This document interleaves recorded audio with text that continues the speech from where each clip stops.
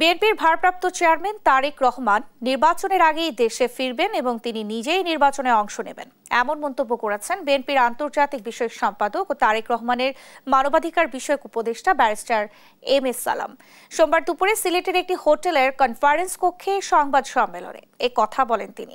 Barrister সালাম বলেন, তারেক রহমানের দেশে ফেরার পর তার নিরাপত্তার বিষয়টি দলের উচ্চ পর্যায়ের নেতৃবৃন্দ দেখছেন। এ বিষয়ে সরকারের সঙ্গে আলোচনা হচ্ছে।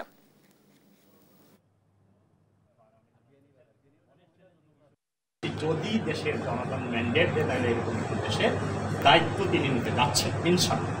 যদি তিনি দায়িত্ব নেন তাহলে তার একটা প্রস্তুতির প্রয়োজন সেখানে আছে, এবং দায়িত্ব নেওয়ার আগে যে সমস্ত আনুষ্ঠানিকতার প্রয়োজন, নির্বাচন সহ বেসিক্যালি নির্বাচন যেগুলির প্রয়োজন তিনি সেগুলো নিয়ে কাজ করছেন, যদিও হয়তো দেশের বাইরে এখন অবস্থা করছে। যখন সমস্ত কিছু এনশিওর হয়ে যাবে, নিরাপত্তার সমস্ত বিষয়গুলো এনশিওর হয়ে যাবে,